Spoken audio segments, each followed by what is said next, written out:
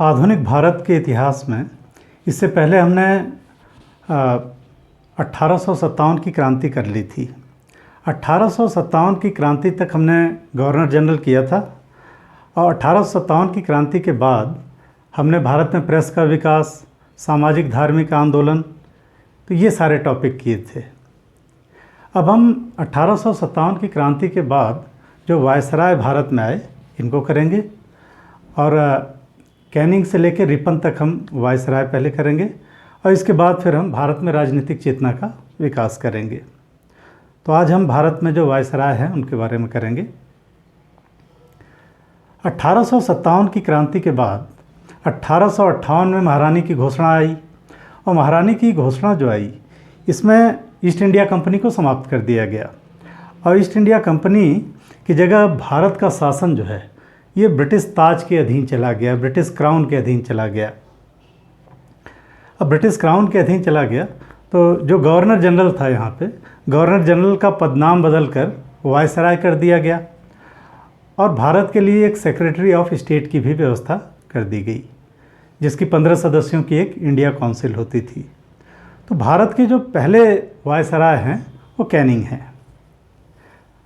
अब कैनिंग ये भारत के हम देखेंगे कि 1856 तक ये गवर्नर जनरल रहे और इसके बाद फिर वायसराय।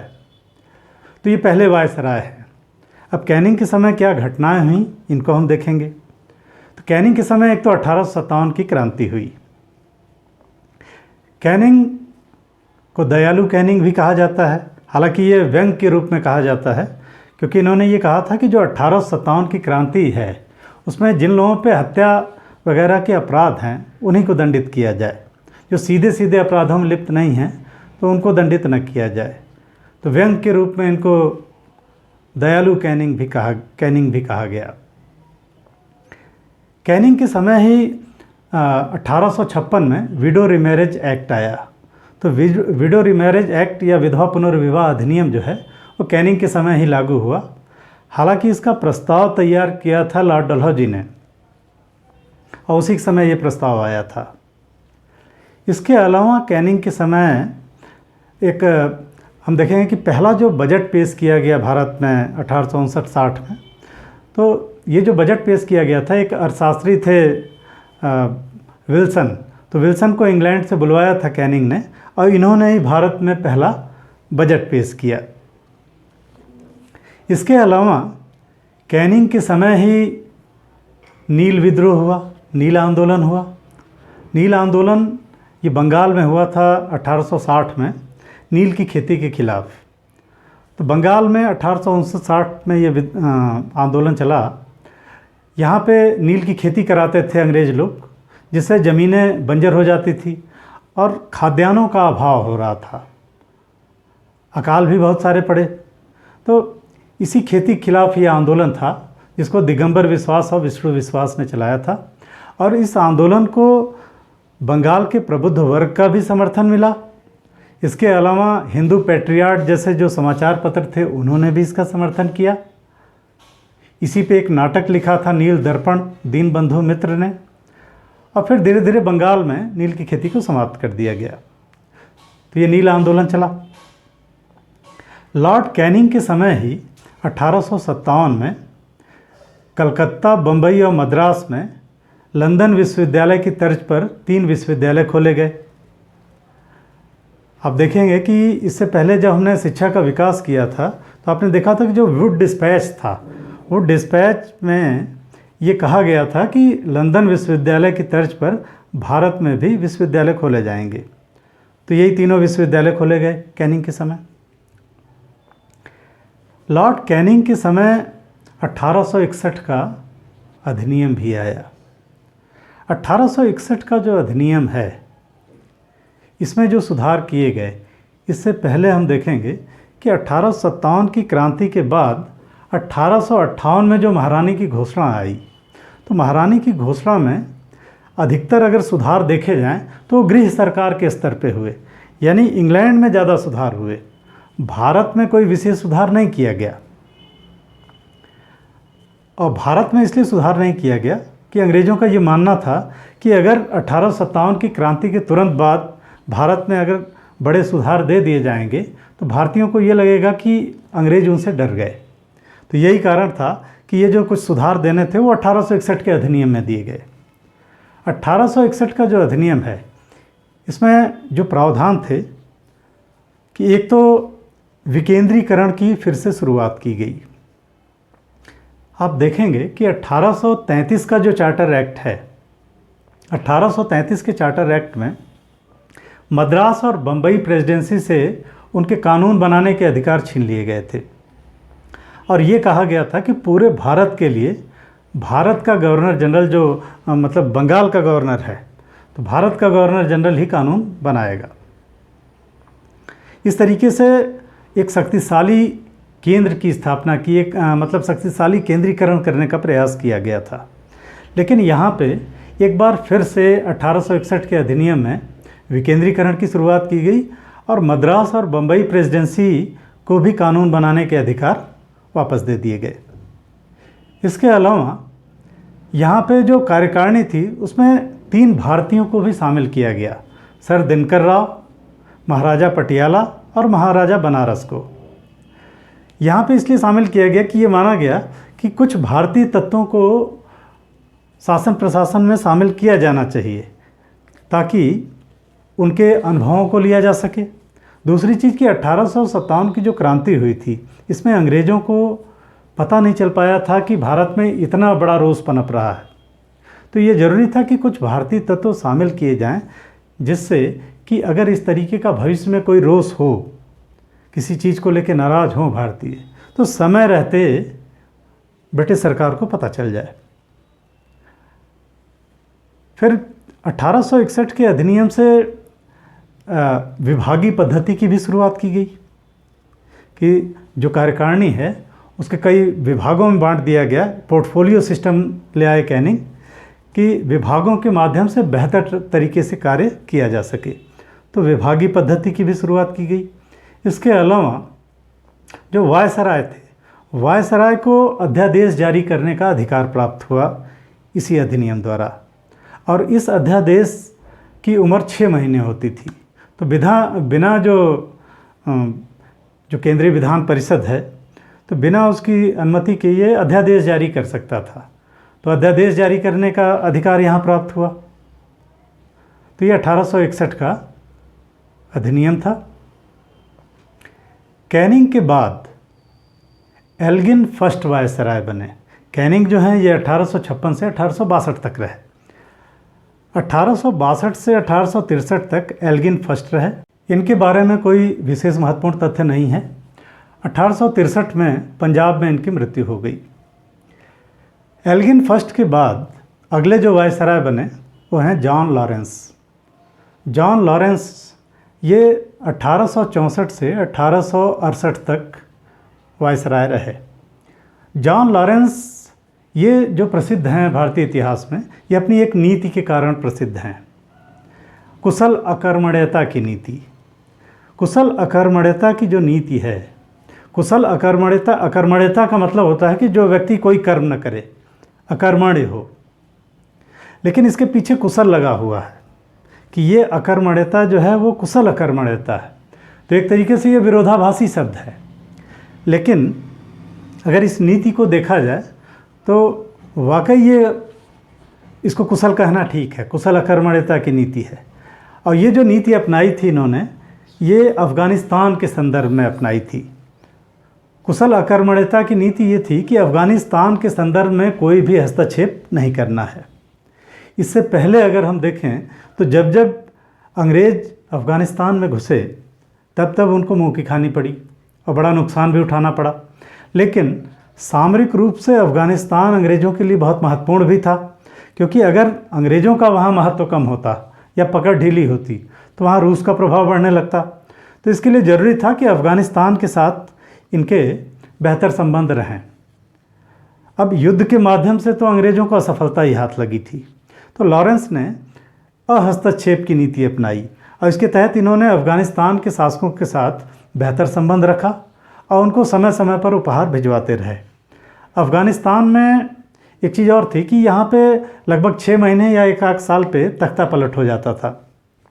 तो तो जैसे जो भी शासक बनता था उसको लॉरेंस उपहार भिजवा देता था और ये कहता था कि ब्रिटिश सरकार आपका समर्थन करती है।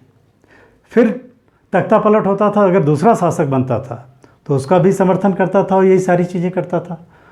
तो इसके समय में इस तरीके से अफ़गानिस्तान से संबंध रखने का प्रयास किया गया। जॉन लॉरेंस के समय ही 1865 में यूरोप और भारत के बीच पहली समुद्री टेलीग्राफ लाइन भी बिछाई गई।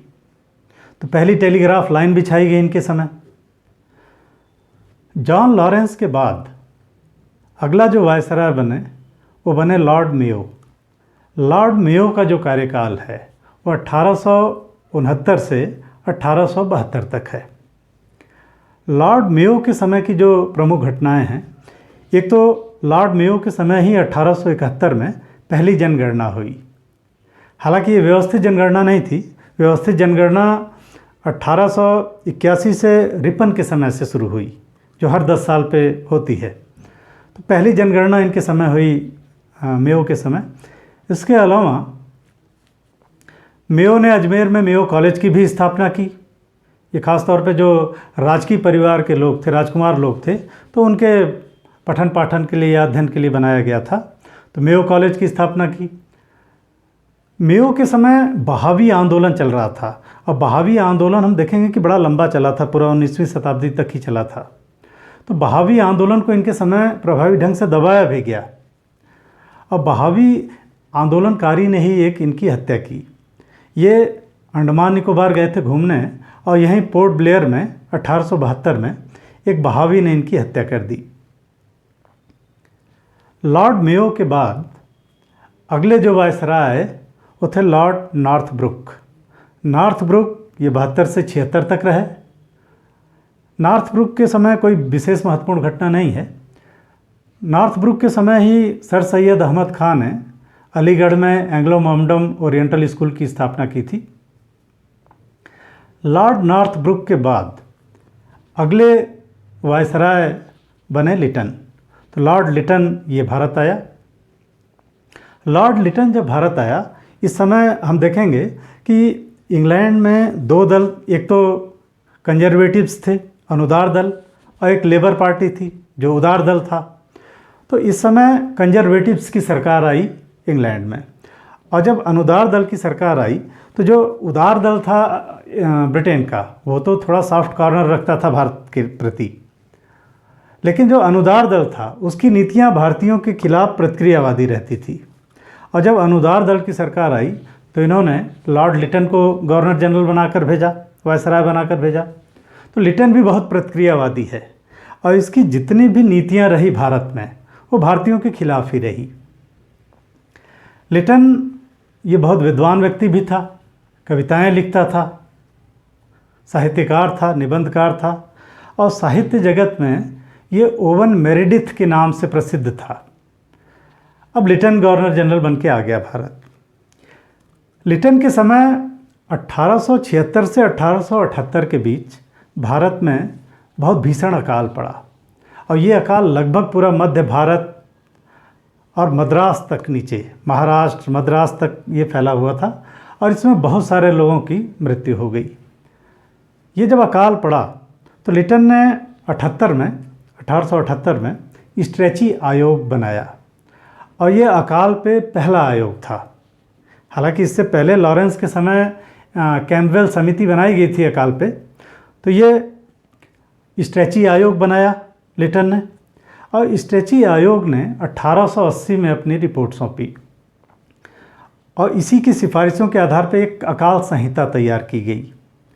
और इस संहिता में ये बताया गया था कि अकाल के समय किस तरीके की तैयारी हो सरकार की, मवेशियों के लिए किस प्रकार चारे की व्यवस्था की जाए, जो सक्षम और नौजवान लोग हैं उनको किस तरीके से रोज़गार दिया जाए। तो ये सारी व्यवस्थाएं इसमें बताई गई थी। तो इस तरीके से अगर लिटन का कार्यकाल हम देखें तो लिटन की सारी नीतियां भारतीयों के खिलाफ रहीं, लेकिन लिटन का जो ये अकाल आयोग बनाया, इसने जो अकाल संहिता है, वो इसके काल का सबसे सकारात्मक कार्य है। अब जब ये अकाल पड़ा था, इसी समय 1876 में ब्रिटिश संसद ने रॉयल टाइटल्स एक्ट पारित किया और रॉयल टाइटल्स एक्ट के तहत महारानी विक्टोरिया को भारत की साम्राज्ञी घोषित किया गया। उनको कैसरे हिंद की उपाधि दी गई। 1877 में लिटन ने दिल्ली में एक दरबार का आयोजन किया महारानी विक्टोरिया की शान में। और ये जो दिल्ली दरबार आयोजित किया गया 1877 में, इसमें पानी की तरह पैसा बहाया गया, बहुत ज़्यादा व्यय किया गया। अब इस समय अकाल की वजह से भारत में लोग मर रहे थे और लिटन दिल्ली दरबार आयोजित कर रहे हैं, तो इसका भारतीय समाचार पत्रों ने बड़ा तीव्र विरोध किया। एक समाचार पत्र ने लिखा कि रोम जल रहा था और नीरो बंसी बजा रहा था। तो रोम के शासक नीरो से तुलना की गई लिटन की। अब आलोचना से नाराज होकर 1878 में लिटन के समय वर्नाक्यूलर प्रेस एक्ट लाया गया, भारतीय भाषाई समाचार पत्र अधिनियम। और ये जो वर्नाक्यूलर प्रेस एक्ट है, इसके माध्यम से भारतीय भाषा में जो समाचार पत्र छपते थे, यही आलोचना करते थे अंग्रेज़ों की, तो इन पे सशक्त नियंत्रण कायम करने का प्रयास किया गया।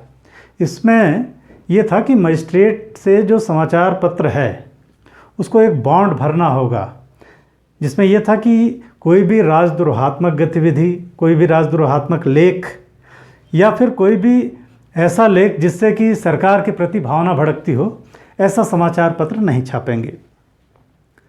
तो इस वर्नाक्यूलर प्रेस एक्ट का, और नहीं तो जब्त कर लिया जाएगा प्रेस। अब इस समय जो प्रेस था वो चंदे पे चलता था और एक बार प्रेस बंद होने के बाद दोबारा उसको शुरू करना बड़ा मुश्किल था, क्योंकि ये फ़ायदे का धंधा नहीं था। ये तो बस राजनीतिक चेतना जगाने के लिए भारत में ये प्रेस लोग अपनी इच्छा से चलाते थे। अब वर्नाक्यूलर प्रेस एक्ट का बड़ा विरोध हुआ। सुरेंद्र नाथ बनर्जी ने इसको कहा था कि आकाश से वज्रपात। लोगों ने कहा कि ये मुंह दबाने वाला, मुंह बंद करने वाला अधिनियम है। अच्छा, इसको कहा जाता है कि ये खास तौर पर सोम प्रकाश के लिए लाया गया था, ईश्वर चंद्र विद्यासागर का जो समाचार पत्र था। ये अंग्रेजी भाषा के समाचार पत्रों पर लागू नहीं होता था। तो जो मोतीलाल घोष का समाचार पत्र था, अमृत बाजार पत्रिका, ये रातों रात अंग्रेजी में छपने लगा। बाद में वर्नाक्यूलर प्रेस एक्ट को रिपन के काल में रद्द कर दिया गया था। इसके अलावा लिटन के समय शस्त्र अधिनियम लाया गया, जिसके तहत ये कहा गया कि कोई भी भारतीय बिना लाइसेंस के न तो हथियार रख सकता है और न ही उसका व्यापार कर सकता है। इसका भी बड़ा विरोध हुआ, क्योंकि ये अंग्रेज़ों के लिए ये नियम नहीं था। इसके अलावा लिटन ने आयात शुल्क घटा दिया। अब जो भारतीय उद्योग धंधे थे वो लगभग 1850 के बाद ही भारतीय उद्योग पनपना शुरू हुए थे। तो वैसे ही ये अंग्रेजी वस्तुओं से कंपटीशन नहीं कर पाते थे। ऐसे में आयात शुल्क अगर घटा दिया जाएगा तो अंग्रेजी माल और सस्ता हो जाता भारत में। तो आयात शुल्क लिटन ने घटा दिया, जिससे भारतीय उद्योगों को बड़ा नुकसान हुआ और इन्होंने विरोध करना शुरू कर दिया। लिटन के समय जो आईसीएस की उम्र है, ये पहले 21 साल थी, तो इसने घटाकर आईसीएस की उम्र 19 साल कर दी। इसका भी बहुत ज़्यादा विरोध हुआ। और ये जो मुद्दा है आईसीएस का, इसको लेके सुरेंद्र नाथ बनर्जी ने पूरे भारत में आंदोलन चलाया, पूरे भारत में घूमे।